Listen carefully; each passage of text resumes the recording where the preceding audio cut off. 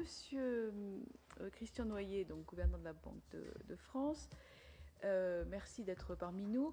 Nous avons tous, et notamment à cause de la séance, des obligations à 18 heures. Donc cette audition va être réduite dans sa durée, mais pas dans son intensité. Donc, devant la commission d'enquête, vous devez prêter serment. Donc, je vous rappelle que toute information relative aux travaux non publics d'une commission d'enquête peut être divulguée ou publiée qu'en cas de faux témoignage. Elles sont passibles des peines prévues par les articles 434-13, 434-14, 434-15 du Code pénal. Monsieur Christian Noyer, prêtez-vous serment de dire toute la vérité, rien que la vérité. Levez la main droite et dites « je le jure ». Je le jure. Très bien, je vous remercie. Je vais donc passer immédiatement la parole à notre rapporteur.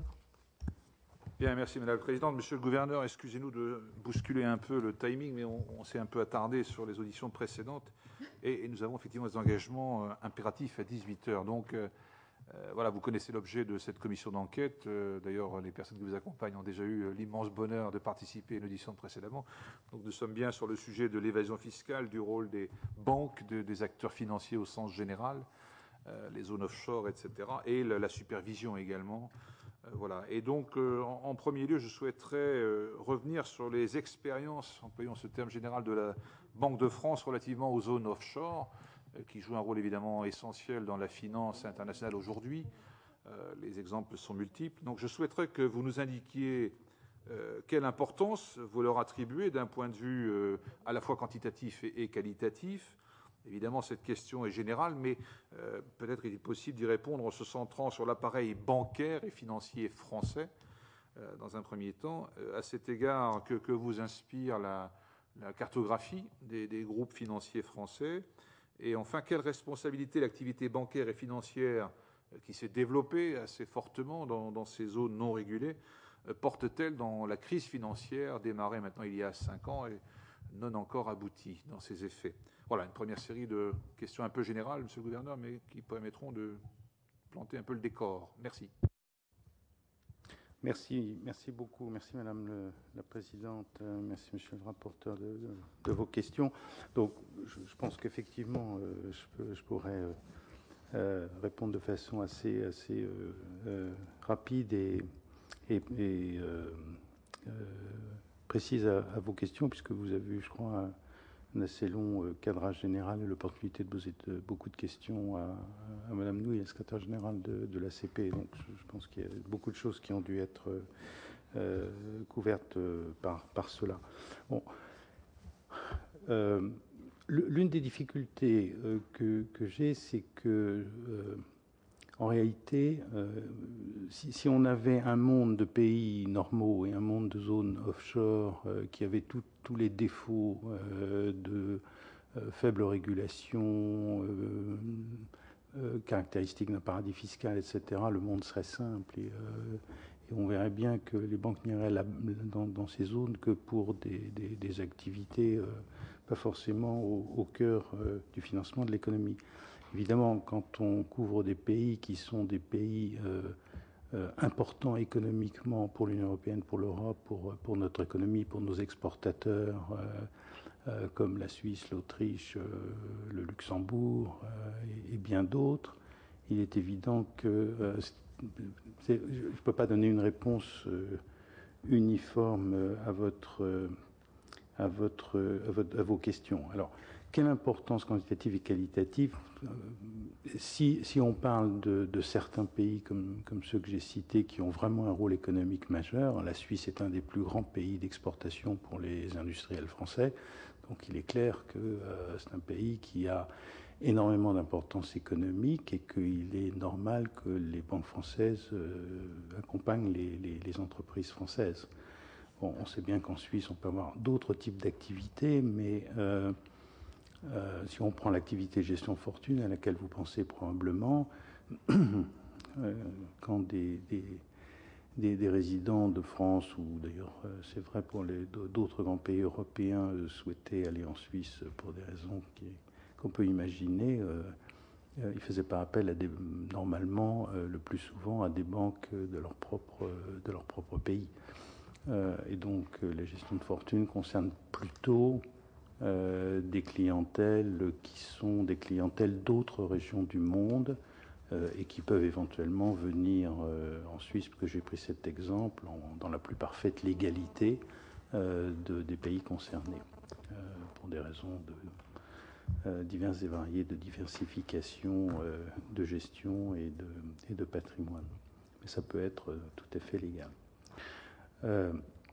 Quand on pense à des zones qui sont... Et par ailleurs, il est clair que la réglementation et le contrôle prudentiel dans un pays comme la Suisse sont parfaitement assurés. C'est un des pays les plus exigeants en matière de réglementation prudentielle et de contrôle prudentiel. Donc, en ce qui nous concerne, il n'y a pas d'inquiétude particulière, sauf à nous assurer, ce que nous faisons d'une façon générale, et Mme Douy a dû vous expliquer cela tout à fait en détail, que nous accordons énormément d'importance, conformément au texte dont nous veillons à l'application, à ce qu'il y ait bien dans les banques françaises un contrôle centralisé de l'application des réglementations et de l'application des règles anti-blanchiment, par exemple, et du contrôle des risques d'une façon générale. Quelle importance ont des pays qu'on considère plus souvent comme des paradis fiscaux, certains pays des Antilles, par exemple, assez peu, sauf pour des raisons historiques et juridiques sur des créneaux très particuliers comme le financement des navires, parfois le financement des avions, pour des raisons que je pense les banquiers privés vous expliqueraient mieux que moi, mais ce sont des créneaux très spécifiques. L'activité des banques françaises dans ces zones, en dehors de ces créneaux très spécifiques et qui sont devenus des espèces de spécialités économiques, est extrêmement faible. Dernière question, quel est le rôle joué par ces zones non régulées dans le déclenchement de la crise financière? À vrai dire, j'ai le sentiment qu'il n'est pas très important. La crise financière est née d'une façon générale de l'accumulation de leviers trop importants, d'endettement trop important des acteurs, suivant les pays, des particuliers, des entreprises, des systèmes bancaires, trop de transformations, trop de dettes par rapport aux fonds propres mis, quels que soient les types d'acteurs. Et donc sur une construction qui était fragile, la diffusion de produits innovants complexes, mais qui n'étaient pas cachés, qui n'étaient pas fabriqués dans des lieux secrets non réglementés, c'est bien aux États-Unis, dans des secteurs faiblement réglementés, que se sont développés les fameux conduits qui comprenaient beaucoup d'actifs financiers, dont des instruments CDO qui étaient fondés sur notamment le risque de crédit sur, au fond, des prêts sociaux au logement, hein, on appellerait ça comme ça en Europe, mais qui étaient construits d'une façon tellement opaque que en réalité la répartition du risque que cela était censé permettre a abouti à une suspicion généralisée sur la valeur des actifs et donc au déclenchement d'une crise de liquidité, puis au blocage des marchés monétaires et des refinancements entre banques, et ensuite à l'enchaînement que nous avons connu. Mais c'est bien dans un pays particulièrement développé, supposé avoir des réglementations de qualité, que des poches non réglementées ou mal surveillées ont permis l'accumulation de ces instruments qui ont été le déclencheur de la crise.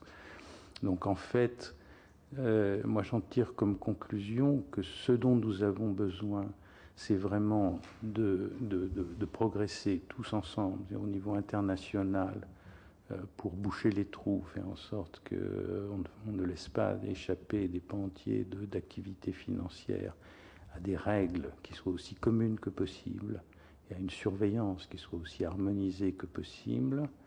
Et évidemment, dans cet effort, dans cette construction, on a un risque s'il y a des zones qui sont non réglementées ou sous-réglementées, non surveillées, et qui sont prisées parce qu'elles sont attractives d'un point de vue fiscal. Là, on a effectivement des risques, et donc il est entièrement légitime, plus que légitime, que les États s'unissent pour essayer d'éradiquer ces zones de sous-réglementation et de sous-fiscalité, même si il est difficile de dire qu'elles aient joué un rôle essentiel dans le déclenchement de la crise. Justement, à ce propos, est-ce que la titrisation, qui a été un phénomène moteur de cette crise financière, n'a pas pu se développer beaucoup plus aisément dans les paradis fiscaux, compte tenu de l'opacité qui y règne?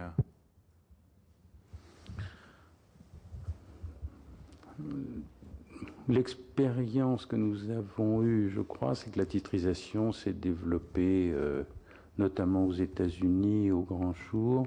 Il n'y a pas eu en réalité de frein suffisant mis à la sophistication des produits, à leur complexité et à leur opacité. La titrisation en soi peut être la meilleure chose du monde. Nous travaillons aujourd'hui avec les grandes banques de la place, essayer de mettre au point d'ici très peu de temps, d'ici l'automne pour la rentrée, un produit de titrisation qui sera un produit de titrisation de créances sur les PME, qui pourrait être à la fois un instrument d'investissement pour les compagnies d'assurance. Donc ce sont des crédits, l'idée ce sont des crédits aux PME mis en place par des banques qui en conserveraient une partie, qui en titriseraient une partie. Ce serait un instrument tout à fait transparent. On pourrait faire la liste des crédits aux PME.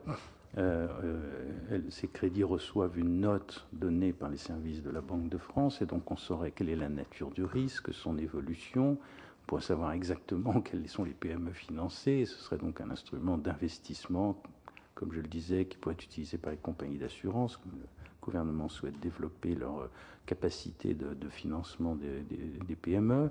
Ça pourrait être un instrument d'investissement de SICAV, de différents types de produits d'investissement. Ça, c'est vraiment la titrisation dans son bon aspect. Et nous avons essayé au niveau de l'eurosystème, la BCE de l'eurosystème en général, de favoriser la renaissance d'une titrisation simple, transparente, ce que les anglo-saxons appellent parfois vanille, c'est-à-dire une chose qui est un produit simple et d'une seule couleur. Dont on peut mesurer le risque et qui permet effectivement de contribuer au financement de l'économie. Et là où la titrisation devient dangereuse, c'est quand il y a des produits très différents, que personne ne sait exactement comment la composition est faite, quand on fait des produits qui eux-mêmes complexes, qui eux-mêmes incorporent au premier niveau des produits complexes, dans ce qu'on a appelé les CDO de 2e degré, de 3e degré, et à la fin, on a quelque chose qui se vend et qui s'achète, dont il est extraordinairement difficile de connaître la composition et la vraie valeur. Et c'est cela qui a été la grande étincelle de la crise. Mais ça s'est développé, ces produits complexes se sont développés au grand jour à New York. Donc c'est simplement parce qu'il n'y avait pas les réglementations nécessaires ou la supervision nécessaire que ça puisse se développer comme cela. Et, monsieur le gouverneur, vous êtes donc, en tant que gouverneur, également président de l'ACP, que nous avons auditionné tout à l'heure.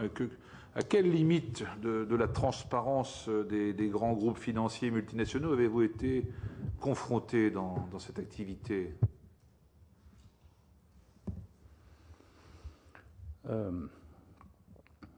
Je ne pense pas qu'il y ait de limite à la transparence dès lors que les choses sont, que ce que nous cherchons à savoir rentre bien dans nos attributions. Donc quand il s'agit, prenons un groupe qui a son siège, son origine en France, je pense que nous obtenons tout ce que nous voulons savoir à la fois sur toutes ces activités en France, sur toutes les activités des succursales de l'Union européenne ou donc dans l'espace économique européen, puisque nous sommes responsables du contrôle même de chacune des entités, hein, même de ces succursales, même quand elles sont situées ailleurs.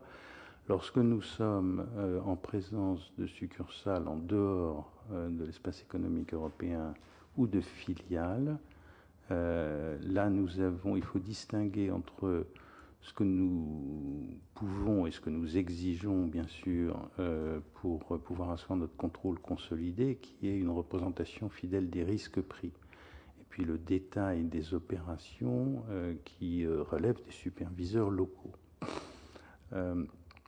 Alors, ce que nous avons, ce sur quoi nous nous sommes concentrés, et nous en avons les moyens dans la réglementation, c'est de veiller à ce que tous les groupes aient un contrôle centralisé des risques et un contrôle centralisé des procédures. Quand je dis les risques, ça comprend non seulement les risques de contrepartie, de crédit, les risques de taux, de change partout, mais également les risques de conformité. Donc le fait de ne pas de se donner les moyens de savoir si une filiale ou une succursale quelque part dans le monde se livre à des activités qui seraient des activités qui leur font courir un risque non seulement d'image, mais de reproches et de condamnation. C'est évidemment un risque qui doit être pris en compte, qui doit être couvert. Donc nous veillons à ce qu'elles aient des systèmes de contrôle des risques qui couvrent bien tout.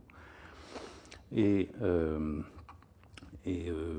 je n'ai pas le sentiment que nous nous soyons jamais heurtés à des refus. Mais évidemment, nous demandons des choses qui sont ce que la loi nous permet de demander. Et nous avons le sentiment que ce que la loi nous permet de demander, ou la réglementation nous permet de demander, et ce que nous pensons obtenir effectivement, nous suffit à contrôler les risques pris par l'ensemble des banques. Alors, bien entendu, l'histoire a démontré qu'avec les meilleurs systèmes de contrôle, on n'était jamais sûr de voir absolument tout, pour la simple raison que même si la gendarmerie est très efficace et même si le code de la route est extrêmement précis, il est impossible de s'assurer qu'on n'aura jamais un chauffard qui, sans permis de conduire, qui va prendre illégalement le volant d'une voiture avec un degré d'alcoolémie excédant de beaucoup ce qui est permis et provoquer un accident, parce qu'on ne peut pas avoir un gendarme dans chaque voiture. Mais ceci étant, notre sentiment est que nous n'avons pas de limite réelle qui serait un obstacle à notre contrôle. Nous avons eu une petite difficulté non prévue, qui est la suivante. Dans un certain nombre de cas, puisque pour vérifier la réalité du mécanisme de contrôle des risques, de gestion des risques, de remontée d'informations vers la maison mère, y compris sur les questions de lutte anti-blanchiment, sur les questions de conformité, nous avons besoin de faire par sondage des contrôles sur place. Dans certains cas, ces contrôles sur place se font dans le cadre d'un accord international, il en existe quelques-uns, et donc ça ne pose aucune difficulté puisque c'est prévu expressément par la loi depuis longtemps.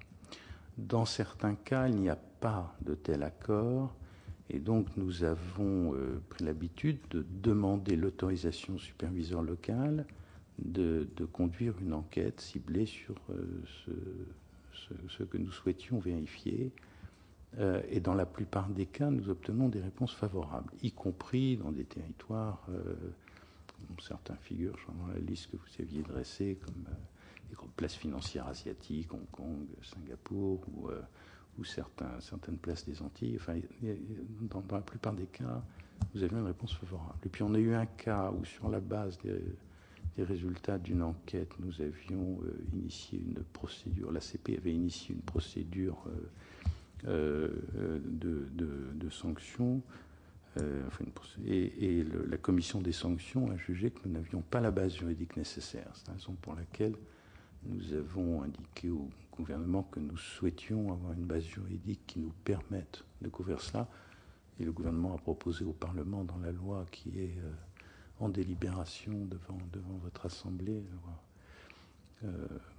bancaire, la disposition qui nous permettra de continuer à faire cela, mais le faire avec une base juridique incontestable. Quelle est la collaboration des superviseurs locaux dans les pays où est implanté le secret bancaire? Comment ça marche dans ces conditions-là?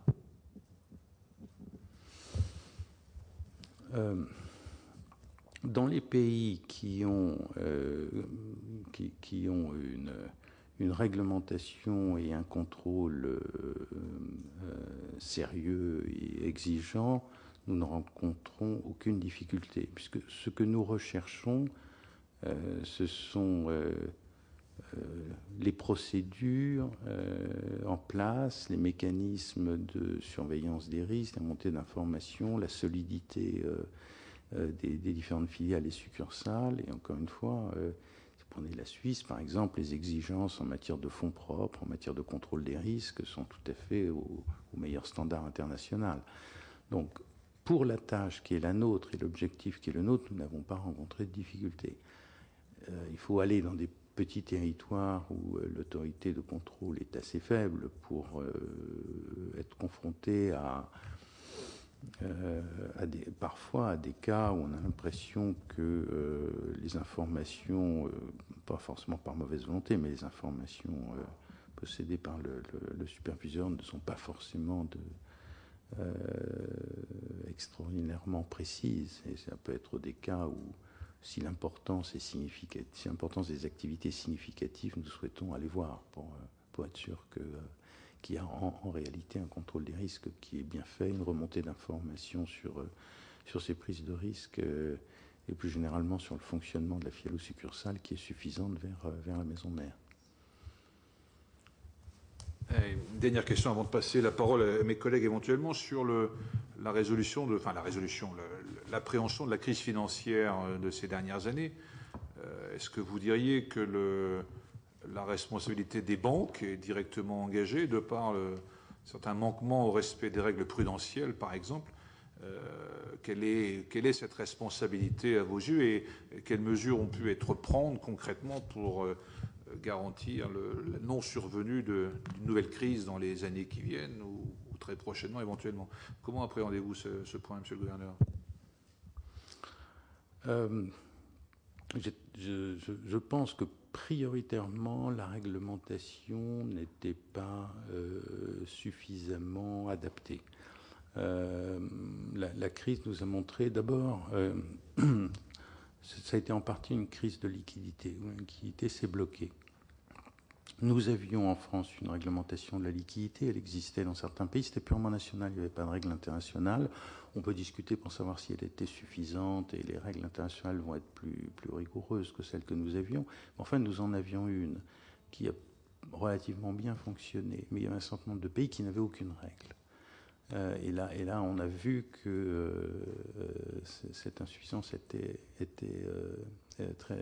constituait un risque majeur. Deuxièmement, l'expérience nous a montré que les exigences de capital ne donnaient pas un coussin suffisant. Les règles internationales, d'abord, elles n'avaient pas été entièrement transposées dans certains pays. Aux États-Unis, elles n'avaient pas été transposées. Les règles de Bâle II. Mais les Américains avaient par ailleurs d'autres règles, mais qui, en réalité, partout, les coussins de capital demandés étaient insuffisants. Et notamment insuffisant au regard de certaines opérations comme les opérations de marché ou la titrisation. Et donc, tout l'effort qui a été conduit ces dernières années par le G20, le Conseil de stabilité financière, le comité de Bâle et beaucoup d'autres, tout ça est un continuum, a consisté à relever les exigences, à créer des exigences de liquidité internationale, à relever les exigences de solvabilité, relever notamment le poids des opérations dans les demandes de fonds propres, s'agissant d'opérations de marché ou d'opérations risquées, à développer le contrôle. Alors, il y a des pratiques, on peut dire, les banques avaient ces pratiques qui étaient dangereuses, mais il est vrai que nous n'avions pas de règles, ni nationales ni internationales, qui les empêchent d'aller dans cette direction. Donc, je pense par exemple aux politiques de rémunération. Il est clair que le développement de rémunération variable, de bonus, pour parler langage habituel, qui était fondé sur la rentabilité immédiate d'opérations. Et on sait bien qu'une façon de faire des profits immédiats importants, c'est de prendre beaucoup de risques. Évidemment, l'image est différente quand on regarde quelques années après la réalisation des risques et donc les pertes qui sont à mettre au regard des profits. Quand les rémunérations sont alignées sur les profits et ne tiennent pas compte des pertes éventuelles futures, on a un risque de déformation de la structure des opérations. Il est clair que tout l'effort qui a été fait pour mettre des règles internationales sur ces rémunérations variables, obliger à ce qu'il y en ait une partie différée, une partie réglée en action de la banque, qui donc intéresse aux résultats, pas seulement aux profits, mais aux pertes éventuelles, pour limiter donc le biais à la prise de risque ou le contrecarrer.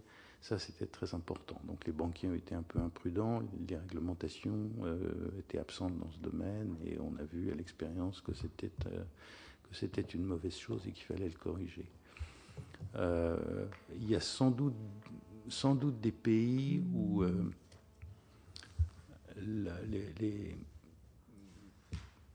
les risques pris par les banques ont été beaucoup plus excessifs qu'ils n'ont été en France, notamment parce que certains pays n'avaient pas l'habitude d'avoir une supervision très intrusive, comme nous avons en France, et parce que il y avait des domaines sur lesquels ils pensaient que le jeu des forces du marché rééquilibrait automatiquement les choses. Nous avions la réputation, nous n'étions pas les seuls d'ailleurs, mais nous avions la réputation avant la crise d'être plutôt une autorité de contrôle tatillonne et empêcheur de tourner en rond, si j'ose dire. Je veux dire que je n'ai plus du tout entendu ce reproche après le déclenchement de la crise par aucune des banques que nous surveillons. Je pense qu'ils ont a posteriori en tout cas apprécié le fait que... Et je ne dis pas ça pour dire que nous n'avons pas commis l'erreur. Hein. Tout le monde a sous-estimé les vulnérabilités du système, mais il y a quand même eu beaucoup moins de problèmes chez nous qu'il y en a eu dans beaucoup d'autres pays. Oui, je vais passer la parole à Corinne Bouchoux. Ensuite, j'aurai une question à vous poser. Nous allons les poser, si vous le voulez bien, toutes les deux ensemble. Comme ça, vous pourrez y répondre globalement. Et puis, je repasserai la parole à notre rapporteur. Monsieur le gouverneur, nous revenons donc en saison 2 suite à nos travaux de l'an dernier. Est-ce que je me demandais s'il n'y avait pas un paradoxe à une quête de transparence et de cerner au plus près les systèmes et l'ingénierie de la fraude et de l'évasion fiscale. Et d'un autre côté, nous avons vu cela dans la presse il y a 8 jours, tout le monde écoute tout le monde, tout le monde sait tout sur chacun. Et donc là, est-ce qu'il n'y a pas, je dirais quelque part, un paradoxe qui fait que la situation est connue de tout le monde, mais que pour des raisons du savoir-vivre ensemble et puis dans l'intérêt des affaires, tout le monde continue à mettre la couverture, ou je dirais la casserole sur la cocotte minute pour essayer le couvercle sur la cocotte minute pour essayer d'éviter un grand déballage. Il y a quand même eu ces derniers mois des révélations dans la presse, des listes qui ont circulé, etc. Donc, est-ce qu'en gros, vous pensez qu'on est allé au bout du déballage et qu'on va pouvoir passer à une autre ère, ou on est encore dans une époque délétère où on va être à la merci, comme ça, de révélations, de rebondissements, voilà. Donc, qu'est-ce qui a changé, en gros, depuis l'an dernier? C'est ça ma question.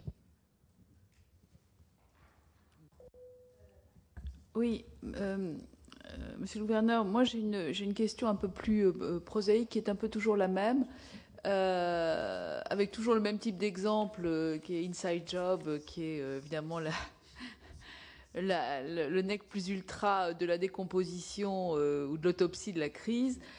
Croyez-vous qu'on ait avancé en matière de règlement des conflits d'intérêts, parce que nous avons dans cette maison en ce moment même un texte sur la prévention des conflits d'intérêts et les déclarations d'intérêts, et ça c'est quand même majeur, puisqu'on a vu aux États-Unis les dégâts que ça avait occasionné avec un mélange des genres entre les parlementaires, les gouverneurs et les grands financiers, y compris Goldman Sachs qui gouverne le monde selon un ouvrage désormais connu et diffusé. Comment pensez-vous qu'on puisse régler, peut-on le régler mieux, les conflits d'intérêts qui sont quand même au centre d'un certain nombre de difficultés? Et il ne nous a pas échappé que nous avons entendu il y a quelques semaines Dominique Strauss-Kahn qui, lui, nous a expliqué qu'au Fonds monétaire, ils avaient quand même évalué le besoin en refinancement des banques, y compris des banques françaises, à un niveau beaucoup plus important que celui qui avait été annoncé. Est-ce que vous pensez que de ce point de vue-là, la situation est totalement apurée en ce qui concerne, en tous les cas, le système français et européen? Merci. Alors, sur la question du paradoxe et du couvercle, nous avons progressivement, ça ne date pas de la crise, on avait commencé avant, nous avons fait énormément de progrès dans le monde des superviseurs sur les échanges d'informations. Les échanges d'informations. Alors, ils ne sont pas automatiques complètement, encore qu'il y a des choses qui sont partagées, mais en tant que de besoin, nous échangeons des informations, nous pouvons faire des enquêtes des contrôles sur place, j'évoquais ça. J'ai l'impression que ce qui est en train de se construire, et que je trouve pour ma part complètement logique et nécessaire, parce que c'est comme ça que nous avons réagi dans le monde de la supervision et pour la détection des risques et le contrôle global de la vulnérabilité des groupes financiers, des groupes bancaires, c'est justement de procéder à des échanges d'informations, une coopération active. Et c'est la seule façon, en réalité, de croiser les informations et d'avoir une image fidèle de ce qui se passe. Alors bon, notre domaine est d'une certaine façon plus facile puisque nous nous intéressons à des entités, à ce qu'elles font. On n'a pas des millions d'entités devant nous. Nous avons des centaines d'entités, entreprises en quelque sorte, de groupes parfois complexes, qui est très complexe, mais enfin c'est quand même limité. C'est peut-être une tâche encore plus difficile en matière fiscale, puisqu'on a affaire potentiellement pas seulement à des groupes, hein, il y a aussi des fraudes fiscales, certains montages célèbres, comme les carousels de TVA, mais potentiellement à des individus. Mais malgré tout, je pense que c'est vraiment la voie, la seule voie de progrès. Et donc, je pense que c'est ça qui change récemment, c'est de voir qu'il y a une véritable prise de conscience et un mouvement général. Et à partir du moment où les États-Unis et l'Union européenne, ou les grands pays de l'Union européenne sont d'accord pour aller dans une direction, c'est vrai que si les mêmes causes produisent les mêmes effets, ce que j'ai vu en matière de réglementation prudentielle, c'est que c'est un mouvement qui submerge assez vite tout le monde, parce que il est difficile d'y résister, sauf à se singulariser et à s'exclure du jeu économique mondial, se marginaliser en tout cas. Sur la question des conflits d'intérêts, je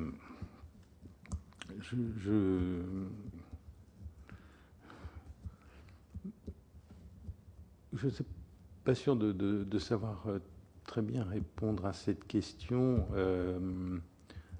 Je pense que c'est une question de pratique, de déontologie, de règles internes. Il se trouve que nous avons en France des autorités de contrôle, en tout cas l'autorité de contrôle prudentiel, je ne vais pas parler pour les autres, mais l'autorité de contrôle prudentiel, donc dans le domaine de contrôle des banques et des assurances, est une autorité qui est essentiellement constituée, enfin le secrétaire général, son bras actif, est essentiellement constitué d'agents statutaires de la Banque de France. Donc des gens qui sont comme des fonctionnaires, qui passent pour la majorité d'entre eux l'essentiel ou la totalité de leur carrière, en tout cas qui est à l'intérieur de l'univers de Banque de France, ou quelques détachements au ministère des Finances ou ailleurs, et donc vous avez une culture de service public et d'indépendance qui est tout à fait incontestable. Bon, tous les pays n'ont pas forcément la chance d'avoir cette tradition, ce statut, et les choses sont plus difficiles.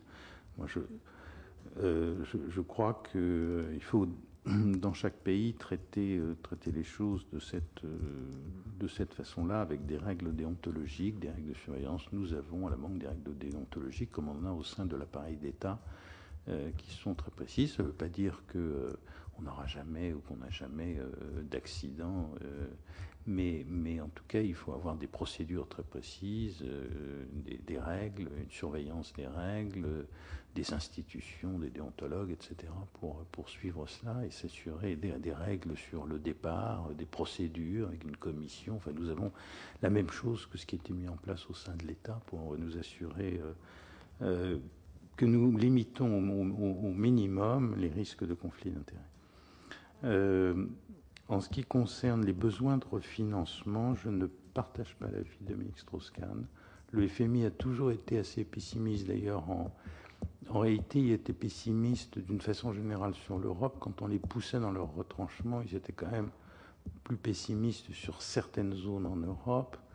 Et malheureusement, l'expérience a prouvé qu'en effet, ils considéraient, à juste titre sans doute, que notamment les conditions dans lesquelles des bulles immobilières s'étaient développées dans certains pays européens, je pense à l'Irlande, je pense au Royaume-Uni, je pense à l'Espagne, peut-être à d'autres, était un élément de fragilité qui n'était pas couvert suffisamment par des provisions et que donc pourrait amener des pertes et des besoins de recapitalisation, et l'histoire leur a donné raison sur ce plan-là. Mais d'une façon générale, l'idée de dire que les banques européennes sont moins capitalisées que les banques américaines, ce qui est assez à la mode aux États-Unis et au FMI, ne correspond pas à la réalité telle que nous l'analysons, à tort ou à raison. Quand nous regardons, par exemple, des mesures très frustres, l'effet de levier, quand on corrige des différences de normes comptables, on trouve un effet de levier qui est exactement le même quand on prend les 30 plus grandes banques américaines et les 30 plus grandes banques européennes. Aujourd'hui. Alors ça ne veut pas dire qu'il reste... ça ne dit rien sur la situation de 2 ou 3 petites caras ou 2 ou 3 petites banques ici ou là. Mais le système bancaire dans son ensemble, si l'Europe est sous-capitalisée, ça veut dire que les États-Unis sont aussi sous-capitalisés. Il y a aussi un consensus assez large dans le monde aujourd'hui pour dire que les banques américaines ont fait tout ce qui était nécessaire. Donc on ne peut pas dire l'un et son contraire. Et moi, je pense honnêtement que nous avons trouvé dans le monde d'aujourd'hui un équilibre qui est sans doute optimal, entre le souci de recapitaliser très fortement les banques pour leur donner un coussin, une capacité de résistance, et donc en cas d'accident, d'être capable de surmonter l'accident sans faire appel aux contribuables, et puis l'objectif de ne pas demander trop de capital, parce que si on demande des ratios de capital trop élevés dans cette décennie, le résultat sera un risque de réduction du crédit, de réduction des bilans et donc de non-financement de l'économie. Et ça voudrait dire aggraver la phase de ralentissement mondial et rendre plus difficile la reprise. Je pense que nous avons trouvé, après beaucoup de tâtonnements, quelque chose qui est sans doute l'optimum. Je ne sais pas comment on jugera l'optimum en 2025, mais dans la décennie où nous sommes, personnellement, je recommande d'en rester là, sauf à ajuster sur des détails on peut toujours regarder de plus près tel type d'opération de marché, tel type d'activité. On a encore des choses à faire qui sont importantes, notamment sur les dérivés, notamment sur la compensation des dérivés, du maximum de dérivés OTC, ou le suivi, en tout cas dans des registres transparents pour tous les observateurs, pour tous les superviseurs, de toutes les opérations, y compris celles qui sont faites sans compensation dans une chambre centrale, et le calibrage des exigences de marge qu'on mettra sur dérivés. C'est un travail qui n'est pas fini. L'empilement des dérivés d'une façon opaque a été, à mon avis, un des facteurs déclenchants de la crise, en tout cas de l'épisode Lehman Brothers, aussi important que les CDO eux-mêmes ou les instruments, les autres instruments complexes. Donc cette question des dérivés est pour moi d'une importance extrême. Il faut absolument que nous ayons une réglementation. Mais pour que ça fonctionne, nous avons besoin que ce soit une règle internationale. Elle est prête d'être mise au point. Je pense qu'avant la fin de l'année, nous aurons un système qui sera effectivement au point. Et la mise en œuvre pratique a déjà commencé avec la préparation des infrastructures nécessaires. Oui, donc je n'ai plus de questions, Monsieur le Gouverneur, puisque le temps malheureusement imparti est écoulé. Et désolé de bousculer ainsi le timing. Mais donc les dernières questions figurent sur le questionnaire qui vous a été adressé. Donc bien sûr, nous serons satisfaits de recevoir vos réponses détaillées sur chacune de ces questions. Bien sûr. Voilà, je vous remercie. Bien sûr, merci. Du rapporteur frustre la commission. Je ne doute pas que vous soyez tout aussi frustré, Monsieur le Gouverneur, mais le cas échéant, je pense que nous aurons d'autres occasions de nous revoir sur ce sujet qui n'est pas encore clos. Merci en tous les cas d'être venu jusqu'à nous. Toujours à la disposition de votre commission. Merci, Madame la Présidente.